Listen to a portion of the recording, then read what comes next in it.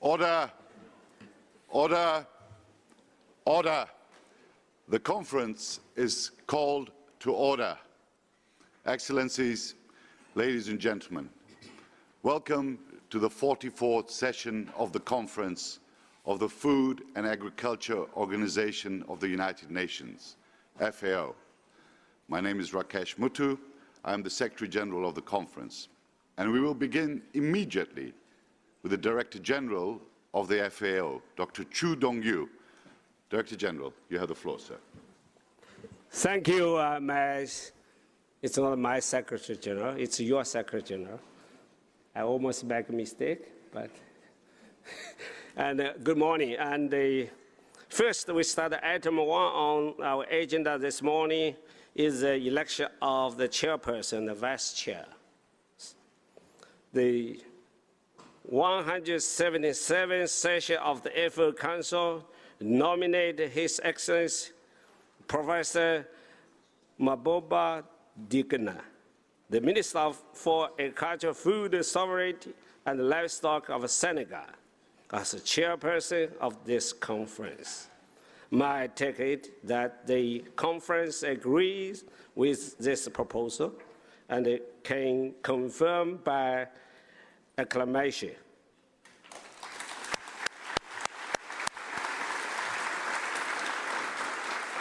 Congratulations, Minister of Senegal. Please come to your power seats.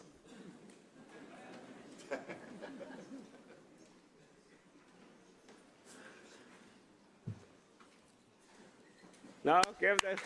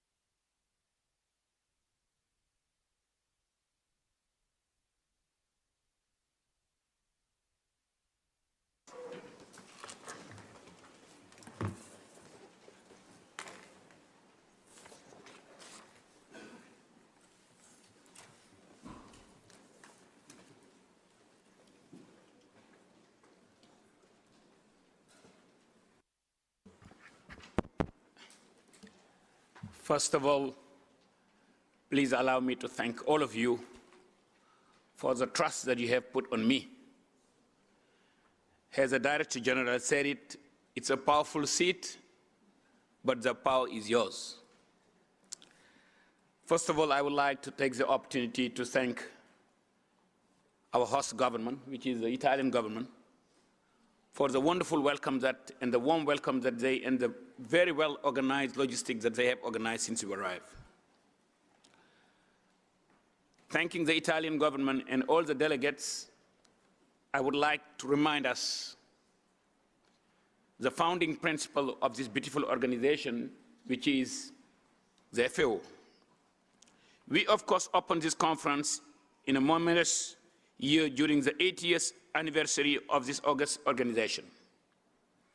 Indeed, during the early 1940s, discussion about an international agency addressing food and nutrition gained momentum, building on the existing International Institute of Agriculture here in Rome, where US farmers and merchant David Lubin play a major role on the ideas of Australian politician Stanley Bruce.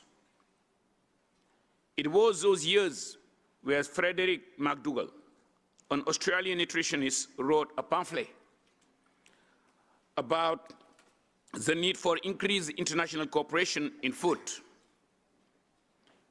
When I think about FAO, besides thinking about food, I think about global solidarity for a better world. Eleanor Roosevelt, the wife of US President Roosevelt, having read that, in turn became a strong proponent for such an institutions for multinational action in the field of food and agriculture. FAO saw the light on 16th of October 1945 in Quebec City, Canada, before even the United Nations was established on 24th of October. It just tells that the world thought about nutrition, thought about food security, even before talking about the United Nations. The Food and Agriculture Organization therefore preceded the Universal Organization and provided an important blueprint for international cooperation and international solidarity. We recall here today also the first Director General, John Board, or from the United Kingdom. We also gratefully thank all founding members of the FAO, from the America, Africa, Europe, Oceania, and Asia. Please allow me also to thank all the 10 Director General who did a wonderful work that has led the organization to be here and led today by the current Director General. The example of the founding member has inspired so many other nations in the European Union to follow them in joining as member throughout the decades. I just wanted to remind the audience, I know that you all know about it, but it's sometimes very good to repeat. There is a sentence in French, la répétition elle est pédagogique. Repetition's a good learning exercise. Remind people why we are here, why such an organization is very, very, very important, I would say vital today in the current geopolitics. Director General, I would like to take this opportunity to thank you, to thank your team, to thank all the 194 members of the FAO for putting this trust on me. I will do my utmost to honor this trust. Excellencies, distinguished delegates, ladies and gentlemen, I'm honored to have been elected as the chairperson of the 44th session of the FAO conference, and thank you sincerely for the trust you have placed in me and the chair for the discussion. I would like now to go into the business. Election of the chairperson and vice chairperson continued, as I said. Now let me turn to the reminder of item 1 on the agenda, the election of the chairperson and vice chairman. In accordance with rule number 8 of the general rules of the organization, the conference, after having considered the recommendation of the FAO Council, shall elect 3 vice chairmen of the conference. The 177th session of the FAO Council, held in April this year, proposed 1 candidate for the position of vice chairman of this conference session. Subsequently, the Secretary received candidature for the remaining 2 positions, if I understand correctly. As a result, the following nominees are now presented to the conference for approval. Mr. Andrea von Brandt, Ambassador of Germany, Mr. Zaid bin Rastam, Ambassador of Malaysia, and Mr. Francesco Emilio, Ambassador of Panama. Can I take can I take it that the conference approves this nominee for vice chairman of the conference?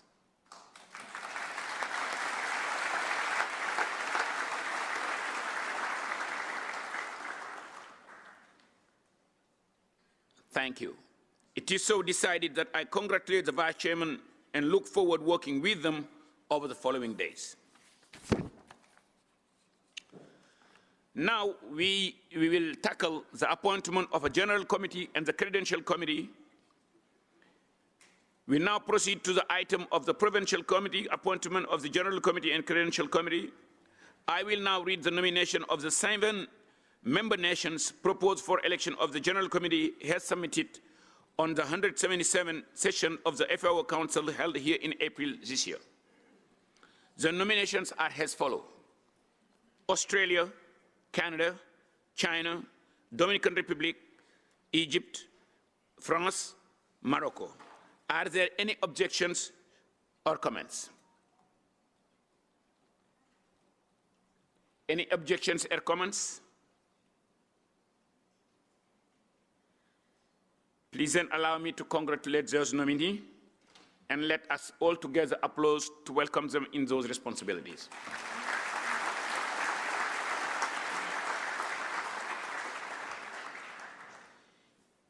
If you see the composition of those 7 people, it shows the diversity principle that guides the FAO rules. Director General, please allow me to congratulate you again for your team and all the 194 members for selecting this very diverse team. And I always say diversity brings better things. The disassociation are well noted, and I believe that there is none, and will be included if you want to send us anything in writing, but it will be including in the minority, the report has a minority view in line with established practice. I will now read the 9 nominations for the Credential Committee as proposed by 177 session of the Council. Azerbaijan, Iraq, Mexico,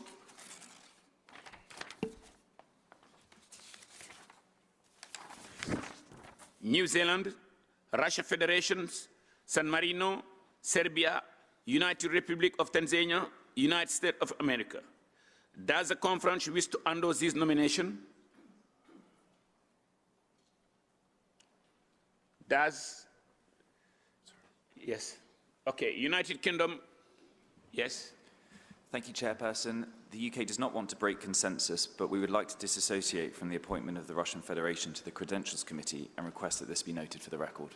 Thank you. Does the conference wish to endorse this nomination? Any? Yes? Australia, Ukraine, Australia? Thank you, Chair. Australia disassociates itself from Russia's nomination for the Credentials Committee and requests this also be reflected in the report. Thank you. Thank you. Ukraine? Ukraine is also dissociates because of Russia issue. Thank you. Thank you. Any other view?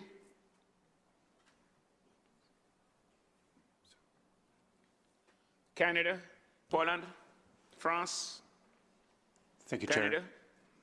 Canada similarly disassociates from the nomination to the Credentials Committee of the Russian Federation. Thank you. Thank you. Poland? We would like to recall that we have made the dissociations from Russia nominations to the Credentials Committee during the last session of the Council. Thank you. Thank you. France? Merci. Thank you, Chairman. France echoes a statement made by Poland and also disassociates itself from this decision. Thank you very much. Thank you, Chair. New Zealand also disassociates from Russia's appointment to the Credentials Committee. Thank you. Japan? Japan also dissociates from the nomination of Russian Federation to the Credential Committee. Thank you. Okay, my screen is currently empty. Is there any other? Okay, Denmark. Thank you, Chair. Denmark would also, in alignment with the Polish, disassociate from the Russian candidacy. Okay, Russian Federation. Thank you, Mr. Chairperson. Now, given the statements that have just been made here, the Russian Federation, first and foremost, disassociates from the nomination of Australia, Canada, and France to the General Committee. We did not make this statement previously because we did not want to begin this important event with open politicization. Furthermore, we also dissociate ourselves from the nomination of New Zealand to the Credentials Committee. And as at the last session of the FAO Council, there was a collective statement made on behalf of the European Union and its 27 member states regarding dissociation. With the nomination of the Russian Federation to the Credentials Committee, we would also like to dissociate ourselves from the nomination of Andreas von Brandt, the permanent representative and ambassador of Germany, as vice chair. And I would ask that this position be reflected in the conference records. And once again, let me repeat that this statement is a response to the words which were just spoken here in this hall regarding the nomination of the Russian Federation to the Credentials Committee. Thank you. Iceland. Iceland would also like to disassociate from the appointment of Russia to the Credentials Committee. Thank you. Okay, Romania. Thank you. Romania also dissociates to the nomination of Russian Federation to the Credentials Committee. Thank you. Ireland. Ireland would also like to disassociate itself with the nomination of the Russian Federation to the Credentials Committee. Okay, my screen is clear. Any other view? Lithuania? Thank you, Mr. Chair. Lithuania would also like to dissociate from the nomination of Russia's federation. Thank you. Spain? Spain also wishes to disassociate itself from this. Thank you. Czechia? Thank you, Mr. Chair. Czechia as well dissociates itself from a nomination of Russian Federation. Thank you. Austria? Thank you, Chair. Austria also would like to disassociate Russia from the nomination. Thank you. Belgium? Yeah, thank you, Chair. We also, as Belgium, want to dissociate ourselves from the nomination of Russia to the Credentials Committee. Thank you. Cyprus? Thank you, Chair. Cyprus would also like to dissociate itself from the nomination of the Russian Federation to the Credentials Committee. Italy? Thank you, Mr. Chair. We dissociate ourselves for the nomination of the Russian Federation. Thank you. Sweden? Same for Sweden. We disassociate ourselves from the nomination of the Russian Federation. Norway? So like to disassociate ourselves from the nomination of the Russian Federation. Thank you. Bulgaria? Bulgaria would also like to dissociate itself from the nomination of the Russian Federation. Thank you. Finland? Thank you very much. Also, Finland disassociates. Thank you. Portugal? Thank you very much, Mr. Chair. Good morning. Good morning to you and good morning to everyone. Yes, Portugal also disassociates itself from the nomination of the Russian Federation from the Credentials Committee. Germany? Thank you. Good morning, Chair. Also, Germany disassociates itself. Thank you. Greece? Thank you, Chair. Greece also disassociates itself from the nomination. Thank you. Estonia? Yes, Estonia also disassociates itself from the nomination of the Russian. Latvia? Latvia also dissociates itself from Credentials Committee of Russia. Okay. My screen is clear. Please allow me to state that the dissociations are well noted and will be included in the report as a minority view in line with established practice. It is so decided. Thank you. Any other matters? As I said in my introductory section, we would like to do a special memorial, the McDougall Memorial Lecture that will be established during the conference. We now move to the sub-item 30.1 of the provisional agenda under the McDougall Memorial Lecture that will be delivered to the conference.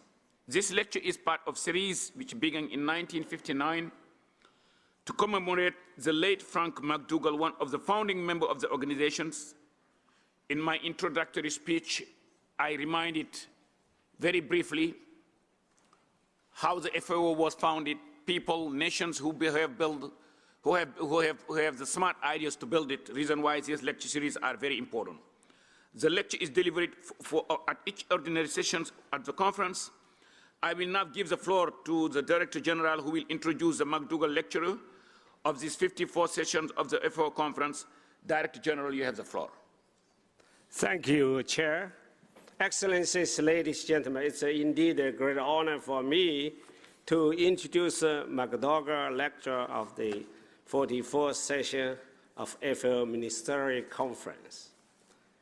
He is a prominent politician and diplomat, former Prime Minister of Cameroon, long-serving Prime Minister in the country with almost 10 years term of the office. And in June 2024, he was elected as the president of the 79th United Nations General Assembly. It is a privilege to invite His Excellency Philemon Yang to deliver the MacDougall lecture today. At the national level, his leadership during the difficult period of economic and social challenges in Cameroon proved to be critical in addressing food security in the country. As a prime minister, he oversaw governance during a period of market with rising food prices, for which he introduced reforms to stabilize food supplies and reduce economic strain on the population. He addressed the systematic challenges affecting agricultural productivity and food distribution in Cameroon, a country where subsistence farming is critical for their livelihoods.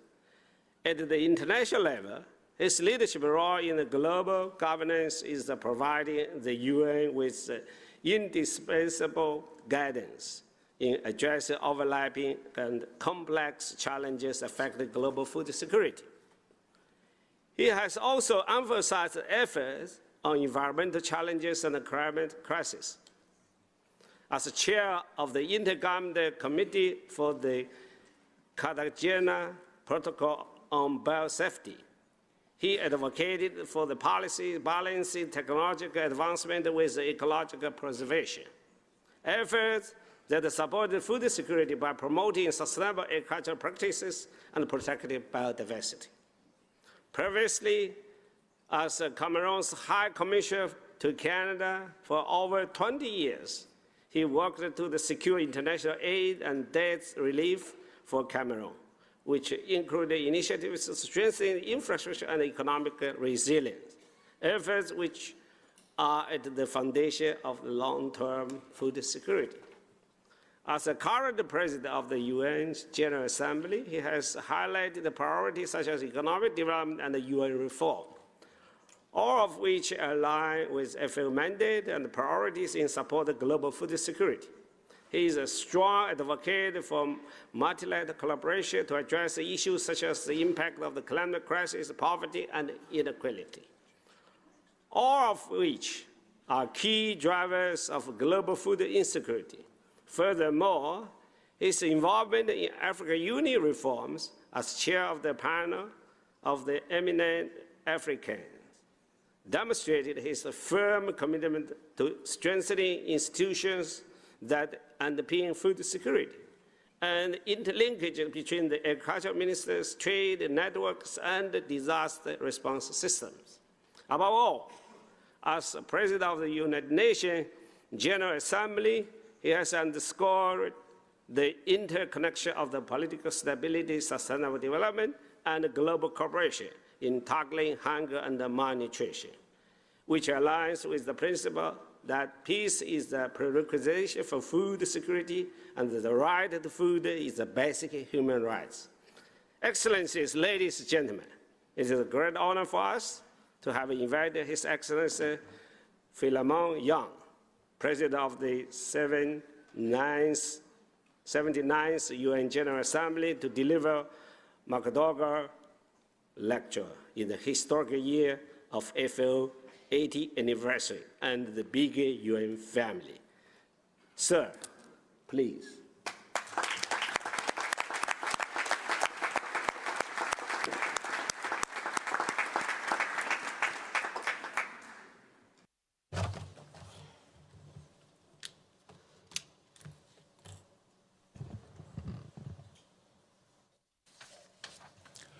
Good morning. Very happy to be with you today. I will speak on a topic which I find extremely interesting and dear to me: unyielding resolve, advancing the four betters for a better world. Excellencies, colleagues, dear friends, ladies and gentlemen, I bring you the very warm greetings of the United Nations General Assembly. I must say that I feel at home here because I see your procedures and they remind me of what we do in New York. I sincerely thank Dr. Chu Dong-yu, Director General of Food and Agriculture Organization, for kindly inviting me to deliver this year's McDougall Memorial Lecture. It is a profound honor to be with you. I commend Dr. Chu for his remarkable leadership of the Food and Agriculture Organization. Since assuming office, he has brought energy, innovation, and vision to global food governance. Moreover, he has embraced a bold vision for the organization rooted in sustainability, science, and solidarity. His leadership finds its clearest expression in the 4 Betters initiative. I wholeheartedly commend this initiative. Well done. The Food and Agriculture Organization's 4 Betters provide us with a compass for 1, better production through innovation, equity, and efficiency in agriculture. 2nd, better nutrition by enabling all people, especially the vulnerable, to access healthy diets. 3rd, a better environment where our food systems sustain and regenerate natural resources.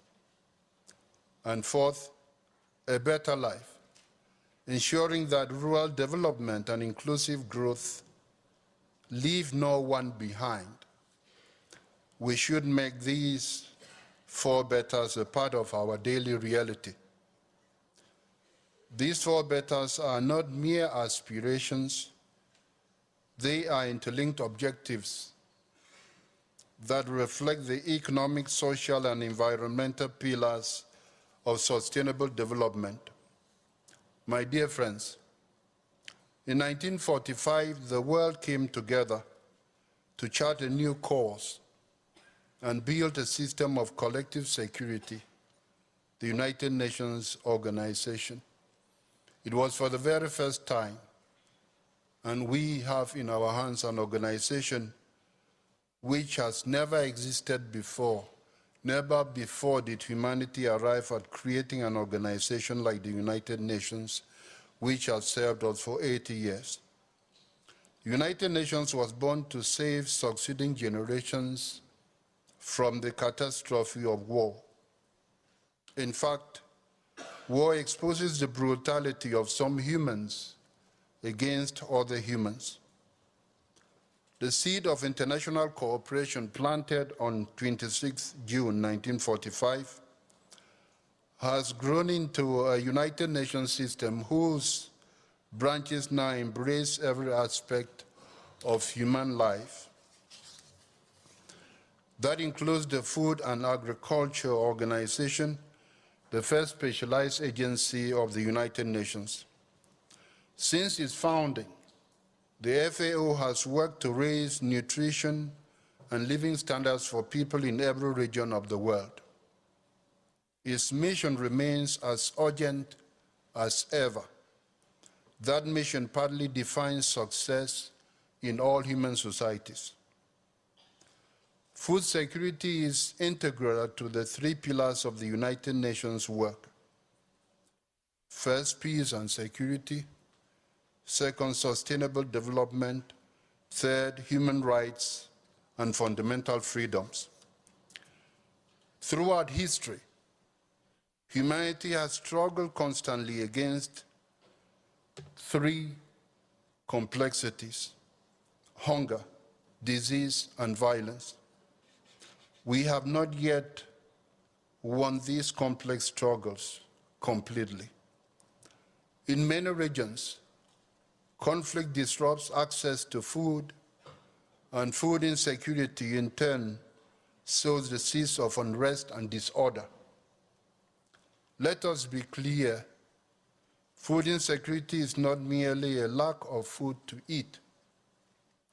Food insecurity is a powerful driver of conflict, displacement, and instability. Conversely, resilient food systems are the engines of peace and prosperity. Food systems are of decisive significance in all societies. That is why we must, first of all, integrate food systems into national development and climate strategies. Second, mobilize innovative financing, especially for the least developed countries and small island developing states. Third, ensure that women, youth, and indigenous communities are at the center of decision-making in food matters. And fourth, align public and private investment with the four betters as we see them. My dear friends, access to food lies at the heart of sustainable development. In fact, there is no development if people do not eat. Sustainable Development Goal number 2 commits us to achieving zero hunger. We must make zero hunger a part of our human reality. More than that, access to food is a universal human right. It is a human right of the highest order. It is proclaimed in the Universal Declaration of Human Rights. It is reaffirmed in the International Covenant on Economic, Social, and Cultural Rights. And it is a human right that is endorsed clearly by the General Assembly of the United Nations. Most recently, in September 2024, heads of state and member states reaffirmed this right in the Pact for the Future. That pact is a blueprint put in place to revitalize international cooperation. Realizing the vision of the Pact for the Future requires renewed collective resolve to end hunger, food insecurity, and all forms of malnutrition.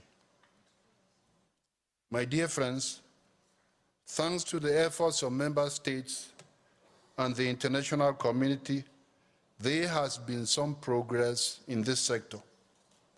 In regions such as Asia and Latin America and the Caribbean, hunger has declined. That is very good news. More people can have access to food, and efforts to promote healthier diets have gained traction. But on our planet, hundreds of millions of people still lack reliable access to food. That is unfortunate. Billions cannot afford a healthy, nutritious diet. The slowdown in human development threatens to undo decades of hard-won gains. We must not let this regression become permanent. We must do better. We must act deliberately. Let us act together with urgency and sustained political will. To rise to this challenge, first we must understand that society is interconnected. Piecemeal thinking will not be enough. Agri-food systems form the world's largest economic network. They influence nearly every aspect of our lives on our planet. Changing such a system requires coordinated decisions across governments and the private sector. We must reduce harmful trade-offs and avoid unintended consequences for health, climate, and development. Second, food security is not an abstraction. It is a basic human necessity. Only by putting people at the center of food systems can we hope to fulfill the promise of leaving no one behind. Third, we must be problem-oriented. We need responses that address short, medium, and long-term needs by tackling the root causes of hunger. That means sustained, predictable, and adequate resources to reach those most in need.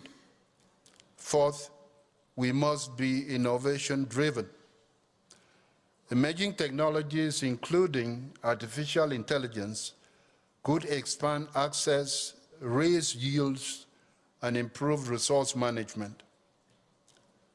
The Global Digital Compact, adopted as part of the Pact for the Future, calls for a digital future that is inclusive, open, sustainable, fair, and secure.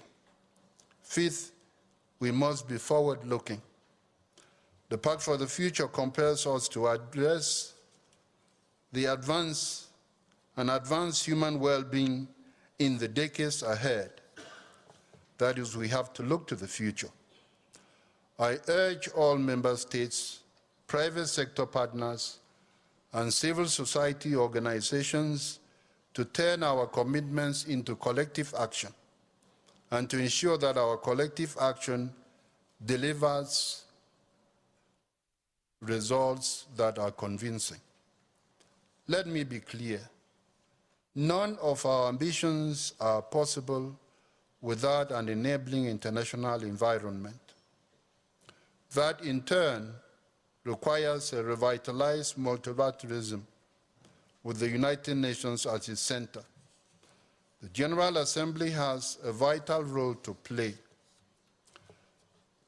As the Parliament of Humanity, or the Parliament of Humankind, the General Assembly is our foremost platform for building consensus around food security and for sharing good practices and lessons learned. The General Assembly already has tools in hand. Each year, the General Assembly adopts twin resolutions on food and agriculture. It oversees more than 20 international observances, from policies to plant health. It steers intergovernmental processes that link nutrition, climate resilience, and sustainable livelihoods into a coherent global agenda. We must build on this legacy and make it stronger. Your Excellencies, dear friends, ladies and gentlemen, our planet produces enough food to feed all 8 billion of us, but only if we manage its resources sustainably. The real question is, do we have the resolve to make that abundance accessible to all people on earth? Like the United Nations, the Food and Agriculture Organization celebrates its 80th anniversary this year. The creation of the two organizations in the same historic year, 1945, reminds us that food is foundational. Food is vital and will always be vital. Let this McDougall lecture renew our resolve. Let it inspire us to first expand partnerships across sectors and borders. Second, translate strategic frameworks into tangible impact. And third, measure success not in yields or gross domestic product, but in human dignity restored in our societies. My dear friends, we must work together to honor Frank McDougall, to honor his vision of a world where no child goes hungry. That vision must become a part of our reality. It is a policy whose time has come. Let us finish the work of transforming agri-food systems from the plow to the dinner table. Let us invest in the right to food, the right to dignity, and the right to prosper.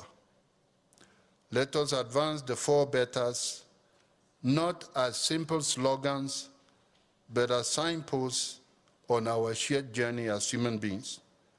Let us achieve zero hunger for everyone, everywhere on our planet. Thank you.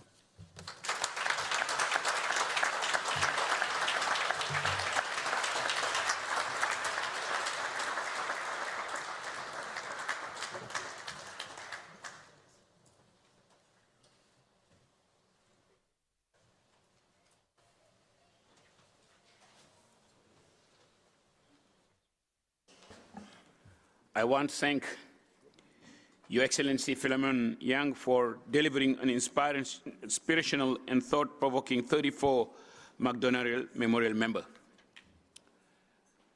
Coming from a very seasoned Prime Minister who served his country for 10 years, who has traveled around the world, who have seen many things on the public side, but also experiencing on the private side, we should listen very, very, very carefully to Doyen. The world is currently estimated around 8.2 billion population. Out of this 8.2 billion population, 2.33 billion are suffering moderate to severe food security. That's 28.4%. It's critical that we act together to support this wonderful organization, which is FAO. And as the next banker, when I heard Doyen speaking about innovative financing, helping FAO to have more money to save, to better serve the world. Please allow me to wish and to thank you, Excellency Fairman, for the wonderful speech that you have delivered. Excellencies, ladies and gentlemen, as you may know, Frank McDougall was originated from Australia, and therefore it is my pleasure, in time-honored fashion, at the conference to call upon to the representative of Australia to take the floor and offer some reflection on Frank McDougall on today's lecture named after him. Australia, you have the floor. Thank you. President of the General Assembly, His Excellence Philemon Yang, Chair of the 44th Session of Conference, Ministers, Director General, Excellencies and distinguished delegates. It is an honour to be here on behalf of Australia's Minister for Agriculture, Fisheries and Forestry, the Honourable Julie Collins. Australia is proud once again to respond to the McDougall Memorial Lecture, an enduring tradition that brings historical depth and inspiration to each FAO conference. 80 years ago, the world stood at a crossroads. Out of the devastation of war, nations united around a shared aspiration: peace, prosperity and dignity for all. At that pivotal time, Australia played its part. Our then Minister for External Affairs, Dr. Herbert Ver Doc Evatt, helped shape the UN Charter and later presided over the General Assembly's third session. He showed that even geographically distant nations can be central in building a more just and cooperative world. Today, we honour that legacy. We also recognise the thoughtful reflection shared by President Yang.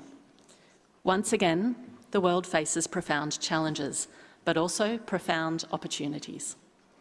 The world has changed, and our multilateral institutions must evolve with it. What has not changed is the need for a global forum where all nations, large and small, can work together to solve shared challenges. That is the promise of multilateralism. We must be candid. Multilateralism is under pressure. The Sustainable Development Goals, especially SDG 2, Zero Hunger, are slipping further from our reach. Conflicts, climate extremes, economic pressures and rising inequalities are compounding global food insecurity. But we are not without tools or hope. As President Yang has reminded us, the Pact for the Future gives us a chance to re-energise our collective purpose and to act boldly. This brings us to the man whose legacy we honour today, Frank McDougall, an Australian farmer, economist and visionary. McDougall saw what others did not, that food and agriculture are not just national issues but global imperatives. He understood the link between hunger and peace and prosperity, and that effective policy must be rooted in partnership with farmers. His vision helped establish FAO. 8 decades later, that vision remains relevant, and so do the challenges that he sought to overcome. Today, hundreds of millions still face hunger, malnutrition persists, and climate change, water stress and biodiversity loss are reshaping how we grow and share food. If we are to honour McDougall's legacy, we must act together, decisively and inclusively. At the heart of the solution is innovation, not just in technology, but in thinking, systems and collaboration. Agriculture productivity must increase if we are to feed a growing population, but this cannot come at the expense of the environment. We must build resilient, sustainable and inclusive food systems. Australia understands resilience. Our farmers work in some of the world's most variable climates, grappling with droughts, floods and shifting seasons. Innovation has been key. Supported by public-private partnerships, Australia invests over $1 billion annually in rural research and development. This enables breakthroughs in climate-smart practices from no-till and precision agriculture to water-saving technologies. Importantly, this is done in partnership with farmers and alongside our leading scientists through our research and development cooperation model. This partnership approach has been the defining factor in sharing and shaping Australia's agricultural innovation landscape. We are realising the benefits of innovations, for example, in genetics and breeding, the role of digitisation, and increasingly look to emerging technologies from AI-powered sensors to climate prediction tools to offer new ways to protect crop and livestock, optimise inputs and anticipate and respond to threats. But these tools should be available, accessible and affordable for farmers everywhere, not just in nations like Australia. And that is the test of true innovation. Indigenous knowledge also plays a vital role. For millennia, Australia's First Nations people have managed landscapes sustainably, maintaining soil health and biodiversity. These practices are not relics, they are the guides for our future. But science alone is not enough to open new frontiers in sustainable agriculture. Farmers must be empowered, informed and aided to adopt solutions that work in their unique contexts. We must now turn innovation into action and action into transformation.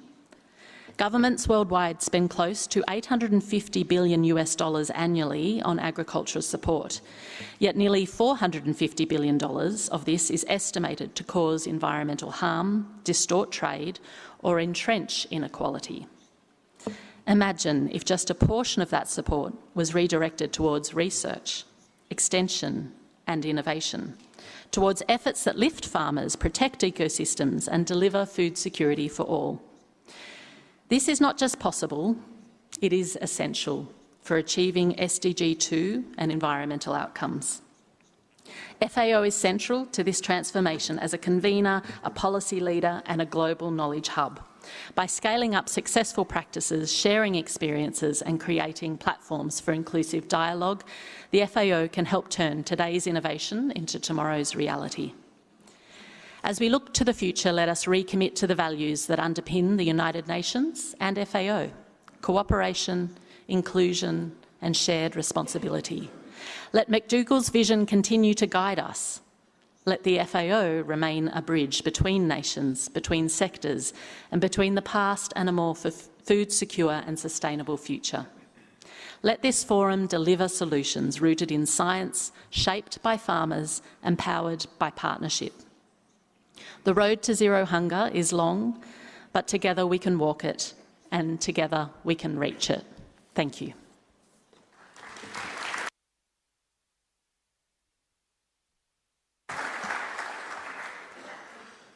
Thank you, Excellency.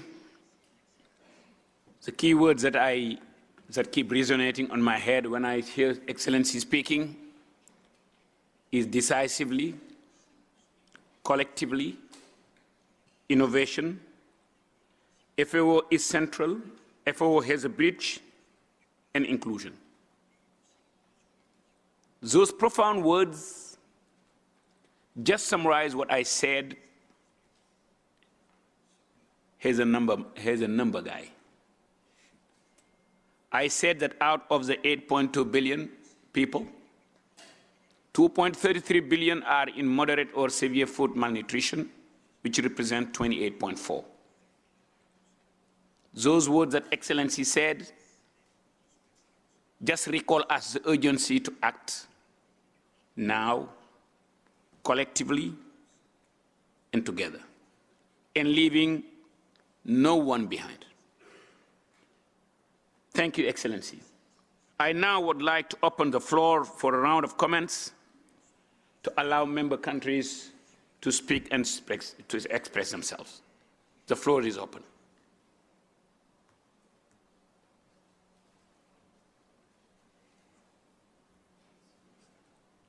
The floor is open.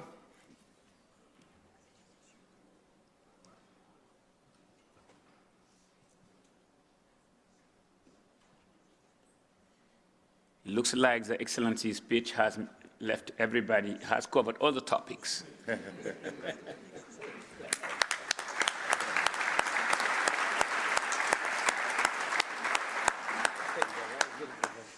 Okay? But nevertheless, we would like to hear voices of the 194 members.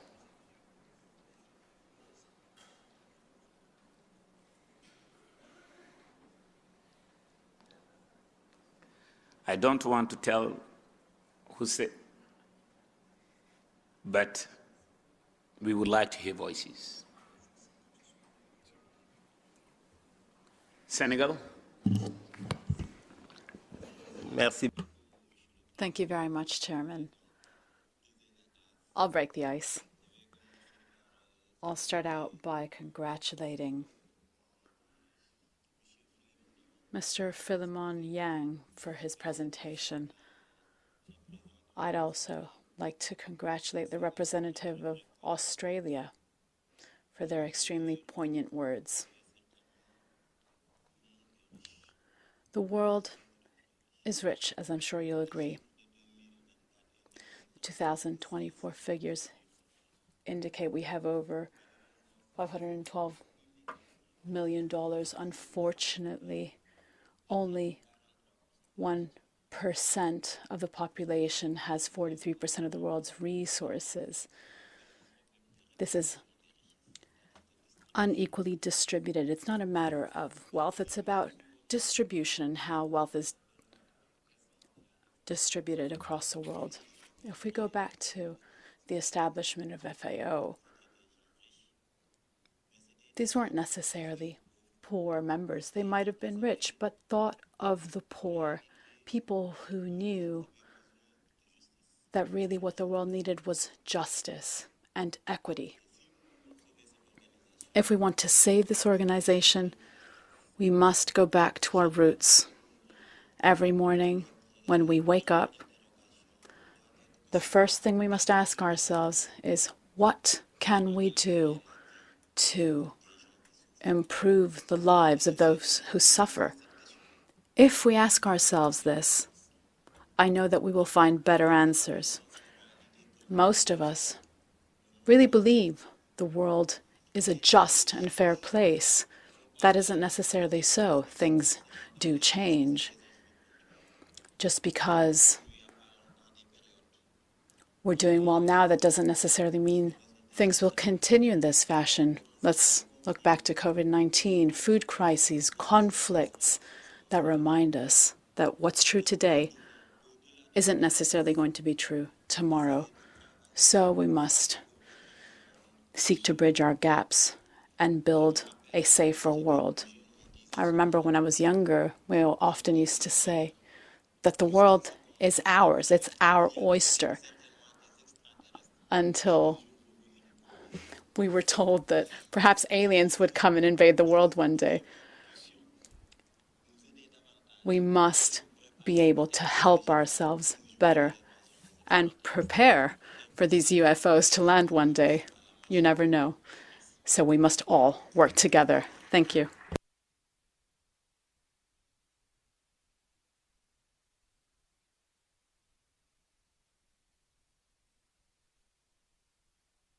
Or can we proceed now?